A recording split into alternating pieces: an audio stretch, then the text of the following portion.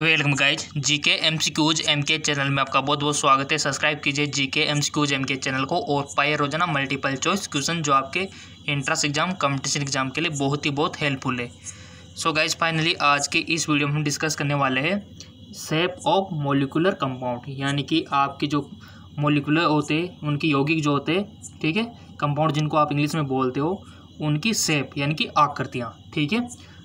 ये जो क्वेश्चन पिछली बार हमने पूछा था तो बहुत सारे स्टूडेंट के कमेंट आए थे, सर ये जो टेबल्स होती है शेप साइज की, हमारे जो यौगिक है उनकी जो आकृतियाँ होती हैं उनकी टेबल हमको बता दीजिए, ठीक है। तो इसका जो आंसर पहले आपको बताना होगा कि इसका राइट आंसर क्या होगा कि निम्नलिखित में से किस यौगिक की आकृति चतुष्फलकीय होती है? जल की, अमोनिया की, एसिटिलीन की, कार्बन टेट्रा क्लोराइड की। सो गाइज इसके लिए आपको टेबल पता होना चाहिए जिसका डिस्कस अभी मैं आपको बताऊंगा। वो टेबल सारे अभी मैं डिस्कस करूंगा, पहले इसका आंसर दे दो आप, उसके बाद सारी टेबल मैं आपको बताऊंगा, ठीक है ना। क्योंकि कमेंट आए थे सर हमको वो टेबल चाहिए, तो मैंने बोला ना कि कमेंट आएंगे तो 100% मैं आपको कोई भी चीज़ अवेलेबल कराने को तैयार हूँ। तो लगा दिया होगा टिक आपने सही पे। सो गाइस इसका राइट ऑप्शन आ जाएगा कार्बन टेट्रा क्लोराइड। इसकी आकृति चतुष्फलकीय होती है। सो इसी प्रकार आपको जल की पता होना चाहिए, अमोनिया की पता होनी चाहिए, एसिटिलीन की पता होनी चाहिए, क्योंकि एंट्रेंस एग्जाम में तो कहीं से भी पूछा जा सकता है ना कोई भी। सो आज आपकी सारी प्रॉब्लम सोल्व हो जाएगी। अगर चैनल को सब्सक्राइब नहीं किया तो प्लीज़ सब्सक्राइब कर लीजिए। सो किस प्रकार से होगी चतुष्फलकीय, तो आपको वो टेबल पता होना चाहिए। तो चलिए टेबल में आपको दिखा देता हूँ और अच्छे से याद कर लेना, स्क्रीनशॉट ले लेना उसका। तो चलिए उस टेबल को हम देख लेते हैं। सो गाइज फाइनली मैं आपको लेके आ चुका हूँ shape of molecule and molecular ions, ठीक है। ये जो टेबल आप नीचे देख पा रहे होंगे, सब कुछ प्रॉब्लम आपकी सोल्व हो जाएगी, ठीक है ना। तो क्वेश्चन तो 100% बनेगा यहाँ से, ठीक है। शेप तो पूछी जाती है आपकी कंपाउंड की शेप, मॉलिक्यूल्स कंपाउंड जो होते हैं उनकी शेप तो पूछी जाती है। तो यहाँ पर आप देख पा रहे होंगे लुईस स्ट्रक्चर फर्स्ट और सेकंड पे count number of electron domain, इनके बारे में बेसिक डिटेल यहाँ पर ऊपर दी हुई है, ठीक है। कोई भी समझ में नहीं आए तो यहाँ ऊपर रीड कर सकते हो आप। और इसके बाद जो ये टेबल है, ये देखिए ये टेबल अच्छे से दिख रहा है ना। ये टेबल मैं आपको दिखा देता हूँ, जिसमें आपको number of charge electron centre दिया हुआ है और इलेक्ट्रॉन के डोमेन्स यहाँ पर आपको दिए हुए हैं। सेकंड नंबर पे इलेक्ट्रॉन डोमेन, ज्योमेट्री और number of lone pair, bounding of the centre atom, shape molecule या मॉलिक्यूल की शेप यहाँ पर दी हुई है, ठीक है। बाउंडिंग एंगल भी यहाँ पर आपको दिया हुआ है, अगर आपसे बाउंडिंग एंगल पूछ ले तो भी आपको बता सकते हो क्योंकि यहाँ पर टेबल में शो किया हुआ है। और एग्जाम्पल, ठीक है। तो ये एग्जाम्पल के थ्रू आपको याद रखना है, कितना सिंपल है गाइस। तो चलिए कैसे याद रखना है आपको, थोड़ा सा इसको यहाँ पर एडजस्ट कर लेते हैं। जैसा कि आप देख पा रहे होंगे कि जैसे ये आपके सामने एग्जांपल है BeCl2 CO2 HCN C2 H2 VeF2 NO2+। तो इनमें से कोई भी चीज़ अगर आपसे पूछ ली जाए, कोई भी मॉलिक्यूल आपसे पूछ लिया जाए, कोई भी यौगिक आपसे पूछ लिया जाए, अगर आपको ये पिक्चर का पता है ना, इसका सारा फंडामेंटल, तो ईजिली आप कर दोगे। तो आपको याद रखना पड़ेगा कि इनकी आकृतियाँ यहाँ पर देख सकते हो शेप क्या होती है। तो यहाँ पर लाइनर दिया हुआ है, यानी कि BeCl2 CO2 HCN C2 H5 H2 VeF2 और NO2+, इनकी जो शेप होती है वो लाइनर होती है इनकी, ठीक है। तो इस प्रकार से आप याद रख सकते हो। और इनका बाउंडिंग एंगल 180 होता है, ठीक है, बाउंडिंग एंगल 180 डिग्री, ठीक है। और इलेक्ट्रॉन डोमेन ज्योमेट्री लाइनर होती है। नंबर ऑफ चार्ज सेंटर 2 होता है, ठीक है। सारी जानकारी यहाँ पर आ चुकी है। Number of non bounding pair around central atom 0, ठीक है, 0। तो आपको सिंपल से याद रखना है, इसकी शेप कैसी होती है, लाइनर होती है। अगला है आपके सामने BF3 BCl3 C2H5 CO3 NO3 CH3+। तो ये आप देख पा रहे होंगे। तो इसकी शेप कैसे होती है, ट्राइगोनल प्लेनर इनकी शेप होती है, नाम याद रखना है आपको, ठीक है। और बाउंडिंग एंगल देख सकते हो 120 होता है। तो ये चीज़ इंपॉर्टेंट है। नंबर ऑफ नॉन बाउंडिंग यहाँ पर देख सकते हो और इलेक्ट्रॉन डोमेन ज्योमेट्री यहाँ पर देख सकते हो, ठीक है। तो सारी इन्फॉर्मेशन आपको याद रखनी है गाइज। अगला है आपके सामने, अगला जो है O3 SO2 बोथ आर 177, यानी कि इनकी जो शेप होती है कैसे होती है, बेंट होती है, ठीक है। और इनका बाउंडिंग एंगल लेस देन होता है 120 से, ठीक है। और चलते आगे और हमारा जो CH4 है ना, उसकी शेप कैसे होती है, CH4 की जो शेप है वो होती है टेट्राहेड्रल, ये आपको याद रखना है, टेट्राहेड्रल। और इनका बाउंडिंग एंगल 109.5 होता है, ठीक है। नेक्स्ट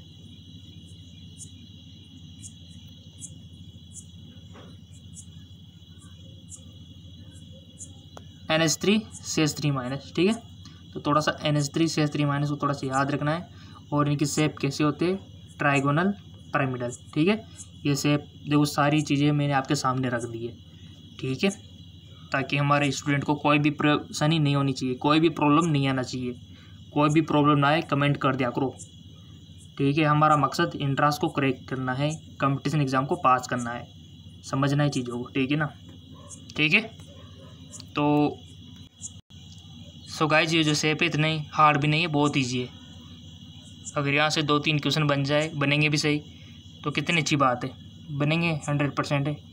तो यहाँ पर आप देख सकते हो NH3CH3 का देख सकते हो ट्राइगोनल पिरामिडल यहाँ पर दिया हुआ है। और H2 की बात करें कि H2 का शेप कैसा होता है, H2 जो मॉलिक्यूलर कंपाउंड है इसका शेप कैसा होता है, तो इसका बेंट होता है, ठीक है। 104.5 डिग्री इसका बाउंडिंग एंगल होता है। नेक्स्ट PCl4 की बात करें तो यहाँ पर आप देख सकते हो इसका शेप कैसा होता है, ट्राइगोनल बाइपिरामिडल, ठीक है। तो इसका शेप यहाँ पर दिया हुआ है। और इनका बाउंडिंग एंगल भी देख सकते हो, अगर पूछा जाए ना तो आप बता सकते हो 19/120। Next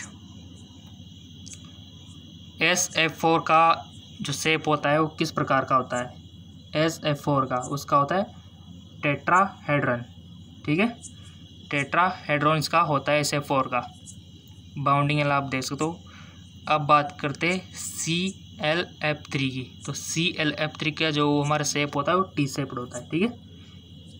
bounding angle less than 19। Next हमारा है XeF2L3-, इनका शेप लाइनर शेप होता है, ठीक है। SF6 का जो होता है वो है एक्टाहेड्रल, ठीक है। नेक्स्ट BRA5 का जो होता है वो है स्क्वायरल पिरामिडल। सबकी शेप यहाँ पर दी हुई है और जो टेबल है ना बहुत इंपॉर्टेंट है।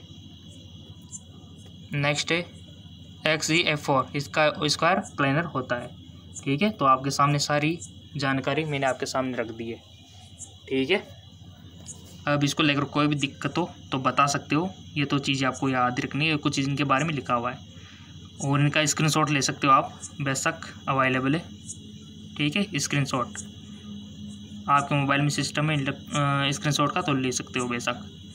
अगर आपके कमेंट आएंगे तो इसको कम्युनिटी पोस्ट में मैं आपके सेंड कर दूंगा, ठीक है। यूट्यूब में होता है कम्युनिटी पोस्ट, जहाँ पर कोई भी पिक्चर मैं आपको सेंड कर सकता हूँ, ठीक है ना, वो होता है कम्युनिटी पोस्ट, ठीक है ना। तो वहाँ पर सेंड कर दूंगा, अगर आपके कमेंट आएंगे तो ये वहाँ पर आपको मिल जाएगा, ठीक है। डोंट वरी, कोई भी दिक्कत आपको नहीं होनी चाहिए, डिमांड करो जो आपको चाहिए, ठीक है, सब मिलेगा हमारे चैनल पर। तो चलते ये तो मैंने वो जो क्वेश्चन आया था ना वहाँ पे मल्टीपल चॉइस क्वेश्चन में, तो उसको लेकर कमेंट आए थे सर इसका बताइए नो टेबल, तो इसलिए ये टेबल मैंने आपको अवेलेबल करवा दी है, क्योंकि वो जो मल्टीपल चॉइस क्वेश्चन बना था वो यहीं से बना था, ठीक है। यानी कि किस बंदे में, किस छात्रा में इस टेबल का कितना ज्ञान है, वो मल्टीपल चॉइस क्वेश्चन वहाँ पर ये आपकी नॉलेज चेक कर रहा था। तो बहुत सारे स्टूडेंट कंफ्यूज हो गए कि आकृति क्या होगी, कैसे होगी, तो सारा ज्ञान इस टेबल में छिपा हुआ है। यानी कि जिसको ये टेबल है वो उस मल्टीपल चॉइस क्वेश्चन को कर सकता है, ठीक है ना। तो ये है गाइस सारा फंडामेंटल। और भी कुछ चाहिए तो बता देना, आपका अपना चैनल है, ठीक है। तो चलिए वापस अपने मल्टीपल चॉइस क्वेश्चन पर आ जाते हैं, ठीक है। चलते आ जाते अपने मल्टीपल चॉइस क्वेश्चन पे। सो गाइस फाइनली हमने इसका पूरा फंडम जो था अंदर की स्ट्रक्चर पूरा फंडामेंटल समझ लिया है कि किसकी आकृति किस प्रकार से होती है, ठीक है। तो ये है इसका चतुष्फलकीय होती है, किसकी आकृति, तो कार्बन टेट्राक्लोराइड की, ठीक है। तो चलते मल्टीपल चॉइस क्वेश्चन स्टार्ट कर लेते हैं अब। सो गाइस चलिए फाइनली हमारे मल्टीपल चॉइस क्वेश्चन स्टार्ट करते, ठीक है। 200 तक हम कर चुके थे, ये नेक्स्ट है हमारा, और उसमें आपका डाउट आ गया तो मैंने क्लियर कर दिया। ऐसे कोई भी डाउट आ जाए तो पूछ लिया करो। हमारा जो क्वेश्चन है, ओजोन परत मुख्यतः कहाँ अवस्थित रहती है? आपको 4 ऑप्शन दिए गए, आयनोस्फीयर, ट्रोपोस्फीयर, स्ट्रेटोस्फीयर, इनमें से कोई नहीं। ओजोन परत कहाँ पर अवस्थित होती है बताना है आपको। आई होप आपने टिक लगा दिया होगा। इसका जो राइट ऑप्शन हो जाएगा हमारा स्ट्रेटोस्फीयर, ठीक है। इस लेयर में होता है ओजोन परत। नेक्स्ट क्वेश्चन है आपका, ग्रीन हाउस गैसों के उत्सर्जन में किस देश का सर्वाधिक योगदान है? अमेरिका, भारत, चीन, जापान, बता दो। सो इसका राइट ऑप्शन आ जाएगा हमारा अमेरिका, ठीक है। अगला क्वेश्चन है, कठोर जल में कैल्शियम और मैग्नीशियम निकालने की प्रक्रिया को क्या कहते हैं? हार्ड वाटर जो होता है ना, उसमें कैल्शियम और मैग्नीशियम बहुत अधिक संख्या में होते हैं, तो उसको निकालने की प्रक्रिया को आप क्या बोलेंगे? जल का मर्दूकरण, फिल्ट्रेशन, अवसादन, इनमें से कोई नहीं। सो गाइस इसका राइट ऑप्शन हो जाएगा आपका फिल्ट्रेशन बोलते हैं उसको, ठीक है। अगला क्वेश्चन है, निम्नलिखित में से किस एक को स्ट्रेंजर गैस भी कहते हैं, यानी कि कहा जाता है? स्ट्रेंजर, argon, helium, neon, xenon.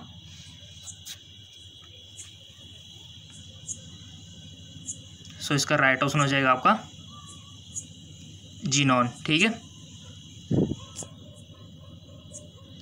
Next,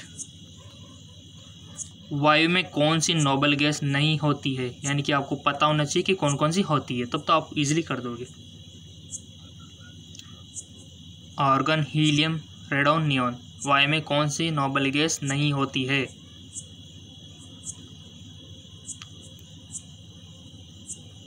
सो सिंपल से राइट ऑप्शन हो जाएगा आपका रेडॉन, ठीक है। नेक्स्ट, एक विद्युत बल्ब के जीवन को बढ़ाने के लिए सामान्य उसे किससे भरा जाता है? Nitrogen, argon, hydrogen, krypton. So इसका राइट ऑप्शन हो जाएगा ऑर्गन। नेक्स्ट, विद्युत बल्ब में प्रयुक्त गैस कौन सी है? आपके जो बल्ब लगे हुए पिछले, अभी तो हमारे एलईडी वाले आ गए, बट उससे पहले वाले आपने देखा होगा, तो उसमें कौन सी गैस प्रयुक्त होती थी? हाइड्रोजन, रेडॉन, अक्रिय गैस या फिर ऑर्गन? सो सिंपल उसमें जो होती थी वो है अक्रिय गैस, ठीक है। नेक्स्ट, मौसम विभाग संबंधी प्रक्षेपण के लिए निम्नलिखित में से किसको गुब्बारों में भरने में उपयोग में लाया जाता है? Helium, hydrogen, nitrogen, methane. गुब्बारों में भरने के लिए तो टिक लगा दिया आपने, चेक नाउ, हीलियम, ठीक है। हीलियम को भरा जाता है गुब्बारों में। अगला जो क्वेश्चन है आपका, अक्रिय गैसों की खोज करने का श्रेय किससे प्राप्त है? रैमजे, लॉकियर, सीले, इनमें से कोई नहीं। सो इसका राइट ऑप्शन हो जाएगा हमारा रैमजे, ठीक है। नेक्स्ट, भू प्रॉपर्टी में सबसे कम मात्रा में पाया जाने वाला तत्व? एस्टेटिन, क्लोरीन, मैग्नीज, इनमें से कोई नहीं। भू प्रॉपर्टी में सबसे कम मात्रा में, ठीक है ना। सो इसका राइट ऑप्शन हो जाएगा आपका एस्टेटिन।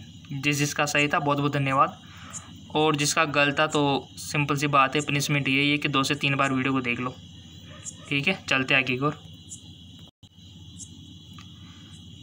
अगला क्वेश्चन है, कांच पर लिखने के लिए किस अम्ल का प्रयोग किया जाता है? जी हाँ बिल्कुल, कांच पर लिखने के लिए किस अम्ल का प्रयोग किया जाता है?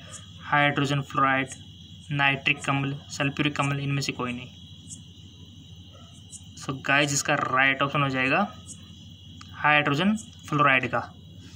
कांच पर लिखने के लिए किस अम्ल का प्रयोग किया जाता है? हाइड्रोजन फ्लोराइड का किया जाता है। नेक्स्ट क्वेश्चन,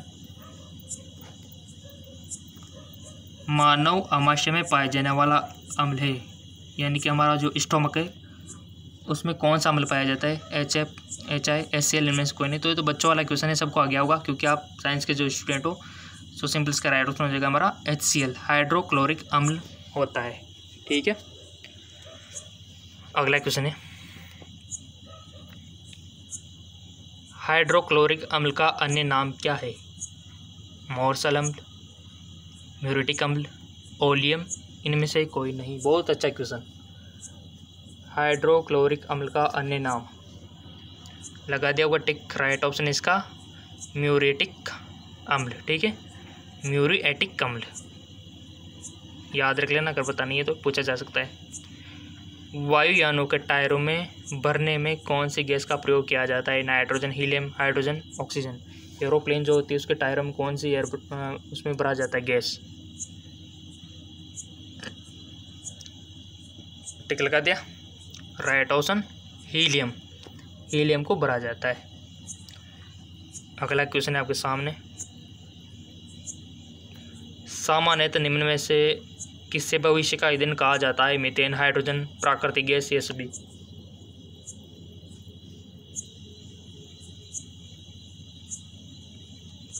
तो इसका राइट ऑप्शन हाइड्रोजन। ठीक है, अगला क्वेश्चन है,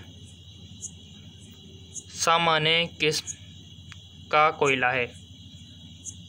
सामान्य किस्म का कोयला कौन सा है? बिटुमेन, पीट, लिग्नाइट, कोयला, बताइए। नॉर्मल किस्म का आपको बताना है। सो गाइस इसका राइट ऑप्शन हो जाएगा बिटुमेन। खाना पकाने के तेल को किस प्रक्रिया द्वारा वनस्पति घी में परिवर्तित किया जाता है? आसवन, अपचन, हाइड्रोजनीकरण, इनमें से कोई नहीं।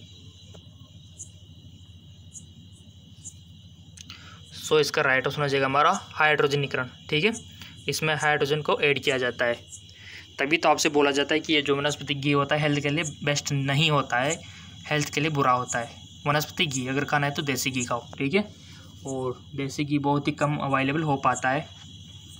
ठीक है, तो ज़्यादा घी भी नहीं खाना चाहिए, क्योंकि आपको पता है कि हमारे अंदर क्या है, आर्टरीज है, बहुत सारी वेंस है, तो ये ज़्यादा घी भी क्या होता है, अगर आप खाते हो तो इनमें जमा होता जाता है।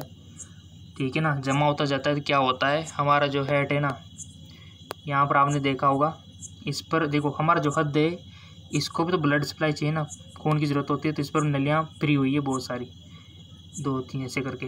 तो मान लो इनकी नलियों में अगर कोई भी घी का कोई भी फैट जमा हो गया, तो अगर ये ब्लॉकेज हो गई तो सीधा हार्ट अटैक आएगा।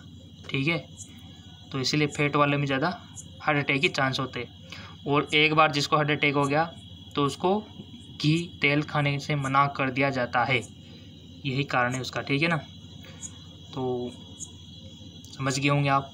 चलते आगे और, भारी जल एक प्रकार का क्या है? मंदक, ईंधन, शीतलक, अयस्क। सो इसका राइट ऑप्शन हो जाएगा हमारा मंदक है जी। ठीक है, भारी जल क्या है? मंदक। अगला जो क्वेश्चन है, सभी जैव यौगिकों का अनिवार्य मूल तत्व क्या है? सभी जैव यौगिक का मूल तत्व क्या है जो कंपलसरी है? ऑक्सीजन, कार्बन, नाइट्रोजन, गंधक।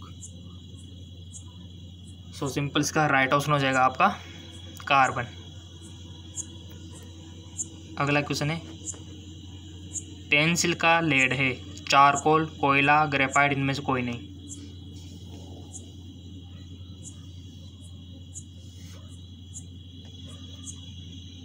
सो इसका राइट ऑप्शन हो जाएगा हमारा ग्रेफाइट।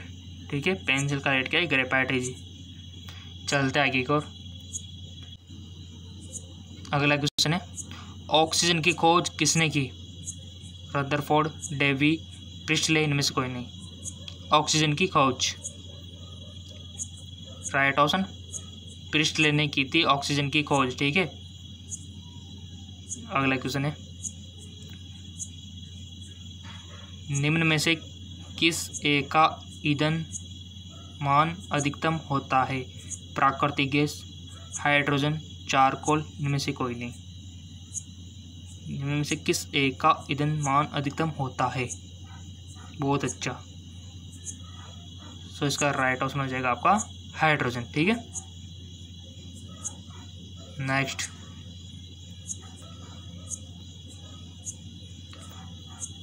जिस न्यूनतम ताप पर कोई पदार्थ जलना शुरू होता है उससे उस पदार्थ का क्या बोलते हैं? ज्वलन ताप, ऊष्मीय ताप, कैलोरीमान, ये सभी। सो सिंपल इसका राइट ऑप्शन हो जाएगा आपका ज्वलन ताप। नेक्स्ट, श्वसन किस प्रकार की दहन क्रिया है? मंद दहन, विस्फोट दहन, द्रुत दहन, स्वस्थ दहन। तो इसका राइट ऑप्शन हो जाएगा मंद दहन।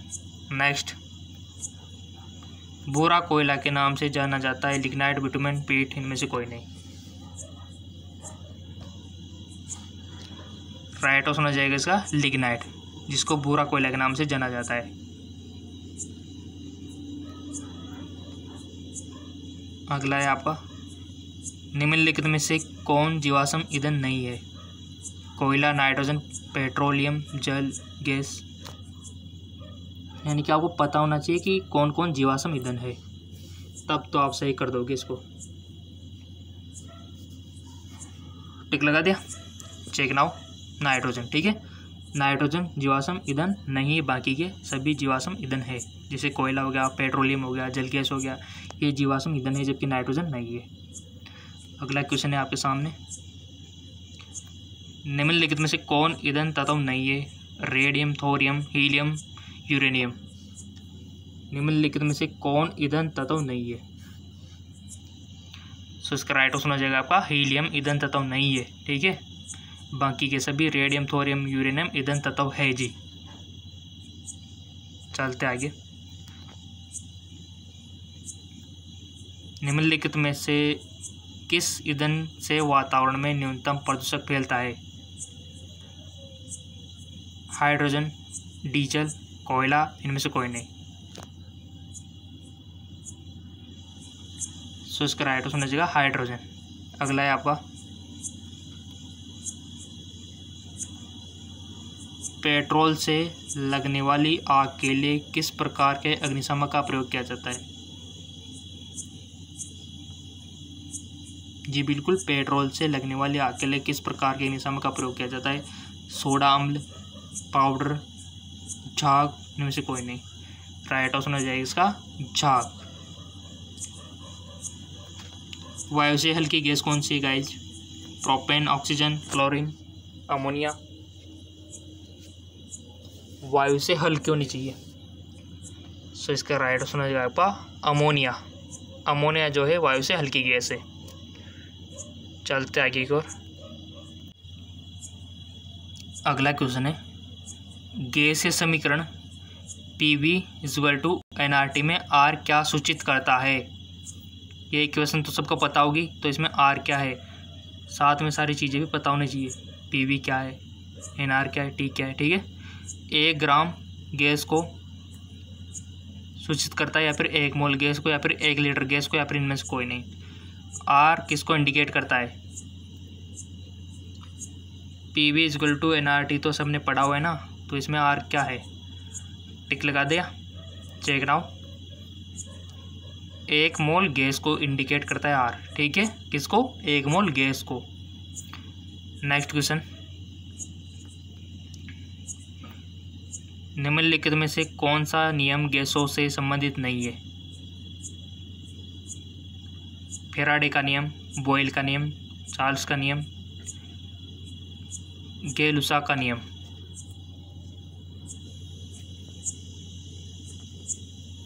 इसका जो राइट ऑप्शन हो जाएगा फैराडे का नियम। अगला आपका, एडजस्ट नाउ एंड, भिन्न भिन्न नियम ताप पर गैसों के आयतन, दाब, आचरण को दर्शाने के लिए आर्य के चक्र रेखा क्या कहलाती है? आइसोथर्मल्स, आइसोकोर्स, आइसोकर्व्स, इनमें से कोई नहीं, तो इसका राइट ऑप्शन हो जाएगा आइसोथर्मल्स। अगला क्वेश्चन है, आदर्श गैस की ऊर्जा निर्भर करती है आयतन पर, मोल की संख्या पर, दाब पर, तापमान पर। बताइए आदर्श गैस की ऊर्जा। टिक लगा दिया, चेक नाउ। इसका राइट ऑप्शन हो जाएगा मोल की संख्या पर, ठीक है। अगला क्वेश्चन है, तापमान एवं दबाव की समान स्थितियों के अंतर्गत सभी गैसों के समान आयतन में अणुओं की संख्या समान होती है, यह नियम क्या कहलाता है? बॉयल का नियम, चार्ल्स का नियम, अवगाद्रो नियम, इनमें से कोई नहीं। सो इसका राइट ऑप्शन हो जाएगा अवोगाद्रो नियम। अगला है उत्प्रेरक की खोज किसने की? रदरफोर्ड, लुईस, बर्जिलियस, काउसले। उत्प्रेरक की खोज, टिक लगा दिया। Right option Berzelius. तत्वों का सबसे पहला वर्गीकरण किसने किया था? मेयर ने, मेंडलीव ने, डोबेसनर ने, या फिर इनमें से कोई नहीं। सो इसका राइट ऑप्शन हो जाएगा गाइज डोबरेनर ने। ठीक है, अगला क्वेश्चन है आपका, तत्वों के वर्गीकरण से संबंधित त्रिक के नियम का प्रतिपादन किसने किया था? Mendeleev, Dobereiner, Rutherford, Newlands. Tick लगा दिया। राइट ऑप्शन हो जाएगा इसका डोबेरेनर। अगला क्वेश्चन है, तत्वों के वर्गीकरण से संबंधित अष्टक नियम का प्रतिपादन किसने किया? Meyer, Newlands, Mendeleev, Dobereiner. So इसका राइट ऑप्शन हो जाएगा आपका न्यूलैंड्स ने। ठीक है, अगला क्वेश्चन है, किस वैज्ञानिक ने सर्वप्रथम आवर्त सारणी का निर्माण किया? बहुत अच्छा क्वेश्चन। रदरफोर्ड, लुईस, मेंडलीव, इनमें से कोई नहीं। कौन से साइंटिस्ट है जिन्होंने सबसे पहले आवर्त सारणी का निर्माण किया? राइट ऑप्शन हो जाएगा इसका मेंडलीव ने। ठीक है, चलते आगे एक और। अगला क्वेश्चन है, चाकू से काटी जा सकने वाली धातु है? बच्चों वाला क्वेश्चन, ये तो सबको आना चाहिए। लोहा, सीसा, सोडियम, तांबा। सिंपल सी बात है, इसका राइट ऑप्शन सोडियम। ठीक है, अगला है आपके सामने, साधारण नमक है? Sodium carbonate, sodium chloride, sodium hydroxide, इनमें से कोई नहीं। सिंपल सी बात है, सोडियम क्लोराइड। ठीक है, इजी क्वेश्चन भी आते हैं देखो और हार्ड भी आते हैं, तो हम सारी प्रैक्टिस कर रहे हैं हार्ड की और इजी की। डबल रोटी बनाने में प्रयुक्त किए जाने वाला बेकिंग सोडा क्या होता है? Sodium chloride, sodium sulphate, sodium bicarbonate, इनमें से कोई नहीं।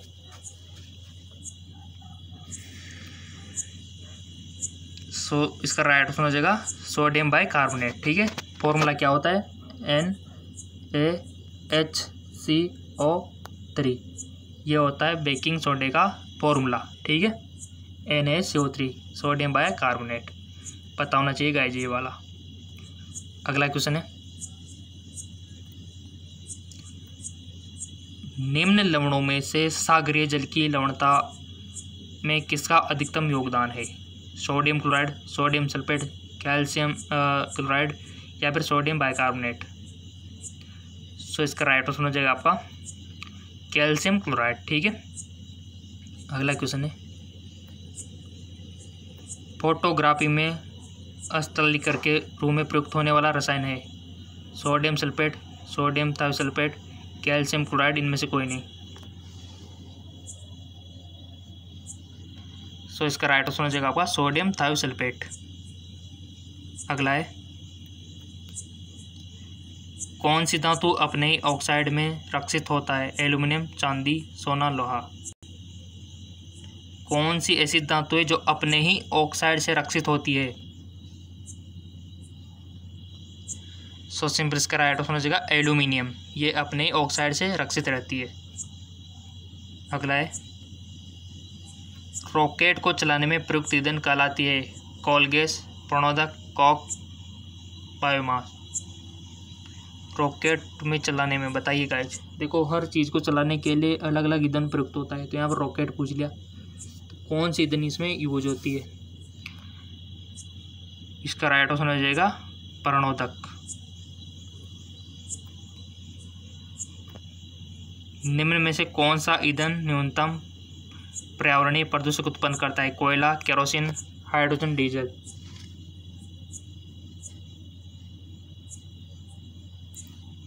टिक लगा दिया, चेक नाउ। इसका राइट ऑप्शन हो जाएगा हाइड्रोजन। ठीक है, न्यूनतम पर्यावरणीय प्रदूषक।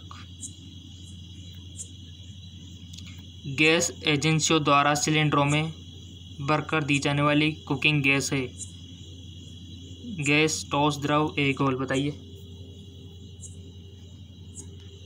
सो सिंपल इसका राइट ऑप्शन हो जाएगा द्रव। ठीक है, अब आप सोचोगे सर उसमें तो अब जैसे ही कोई सिलेंडर है आपके घर में भी सिलेंडर होगा, ठीक है। तो अब आप कंफ्यूज हो गए होंगे कि सर हमारा जो सिलेंडर है उसमें तो हम जैसे कोई पिक करते ऊपर से तो गैस निकलती है, ठीक है। बट गाइज ये जो आपका सिलेंडर है ना घर पे जो प्रयुक्त हो रहा है, जिसमें आप खाना बनाते हो, इसमें क्या होता है, इसमें जो अंदर भरा जाता है वो तो लिक्विड ही होता है, पूरा पूरा पानी जैसा। वो तो गैस तो क्या है, जैसे बाहर निकलती है ना, यहाँ गैस में रूपांतरित हो जाती है और आपके स्टोव जो चूल्हा है वहाँ पर गैस के रूप में प्रकट होती है, ठीक है। भरी हुई ये लिक्विड फॉर्म में होती है। अगर बहुत सी जगह आपको देखना है तो बहुत सी जगह होटल पर आपने देखा होगा, इस प्रकार की अगर कोई नलिका जारी रहती है तो उसमें थोड़ी थोड़ी दिख जाती है आपको लिक्विड फॉर्म में, यहाँ तक ही दिखती है, फिर वो गैस में रूपांतरित हो जाती है, ठीक है। तो अगर आपको ये गलतफहमी है कि इसमें गैस ही भरा रहता है तो ये गलत है, लिक्विड फॉर्म में भरी रहती है सिलेंडर के अंदर, ठीक है ना। तो आज से सभी को बोल देना कि लिक्विड फॉर्म में भरी होती है सिलेंडर में अंदर गैस, बाहर निकलने के बाद गैस में चेंज हो जाती है, ठीक है। अगला क्वेश्चन है, दांतों की प्रकृति कैसी होती है? दांतों की प्रकृति उदासीन, विद्युत ऋणात्मक, विद्युत धनात्मक, इनमें से कोई नहीं। सो सिंपल इसका राइट ऑप्शन हो जाएगा आपका विद्युत धनात्मक, ठीक है। चलते आगे को। अगला क्वेश्चन है, इनमें से कौन टॉस नहीं है? पोटेशियम, पारद, सोडियम, ये सभी। यानी कि आपको पता होना चाहिए कि इनमें से कौन टॉस है, तब तो काम बन जाएगा। सो सिंपल इसका राइट ऑप्शन हो जाएगा पारद, यानी कि पारा, जो कि एक द्रव है, ठीक है। बाकी के सब टॉस है, तो हमारा राइट ऑप्शन हो जाएगा पारद, ठीक है। एल्यूमिनियम का प्रमुख अवयव कौन सा है? Lignite, bauxite, dolomite, copper. Tick लगा दिया, चेक नाउ। इसका राइट ऑप्शन हो जाएगा बॉक्साइट। निम्नलिखित में कौन सी मिश्र धातु नहीं है? पित्तल, स्टील, तांबा, इनमें से कोई नहीं। Choose your one option. इसका राइट ऑप्शन हो जाएगा तांबा, एक मिश्र धातु नहीं है। निम्न धातु में से सर्वाधिक हीन चालक कौन है?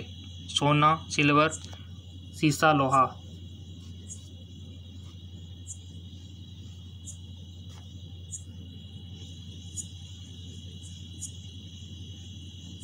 तो इसका राइट ऑप्शन हो जाएगा आपका सीसा, ठीक है। नेक्स्ट, निम्न में सबसे भारी धातु है? चांदी, तांबा, एल्यूमिनियम, यूरेनियम।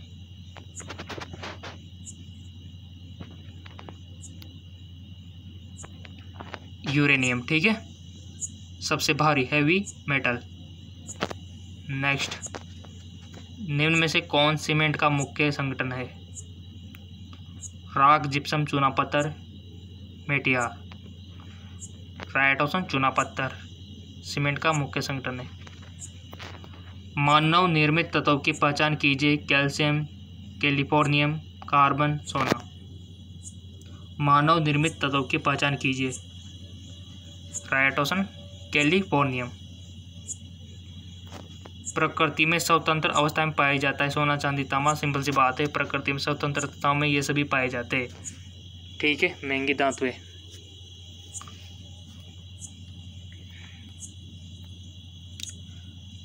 निम्न में किस धातु का गलनांक इतना कम है कि वह हाथ से ही पिघल जाती है? गैलियम, सोडियम, पोटेशियम, इनमें से कोई नहीं। सो इसका राइट ऑप्शन हो जाएगा आपका गैलियम, ठीक है। नेक्स्ट, सोडियम बाइकार्बोनेट का वाणिज्य नाम बताना है आपको गाइस। ये अक्सर क्वेश्चन बनता है। सोडियम बाइकार्बोनेट का वाणिज्य नाम? Washing soda, soda S, baking soda, इनमें से कोई नहीं। तो सिंपल सी बात है, जिसको पता है बहुत नहीं, वो बेकिंग सोडा। जिसका केमिकल नेम क्या होता है गाइस? मैंने बोला था NaHCO3, सोडियम बाइकार्बोनेट इसको बोलते हैं, ठीक है। और ये से रासायनिक नाम, वाणिज्य नाम अक्सर पूछ लिया जाता है, तो ये चीज़ आपको पता होना चाहिए। और ये किस प्रकार से बनता है उसका भी आपको पता होना चाहिए, ठीक है। सो गाइज, इस वीडियो में हमने डिस्कस कर लिया और हमने जो संरचना थी मॉलिक्यूल की उसको भी समझ लिया। ठीक है, इस प्रकार कोई भी चीज़ की अगर आपकी डिमांड रहती है तो उसको मैं सोल्व करवा दूंगा वीडियो के थ्रू। ठीक है ना, तो कीजिए कमेंट आपको किसकी नीड है, किस टॉपिक पर आपको वीडियो चाहिए।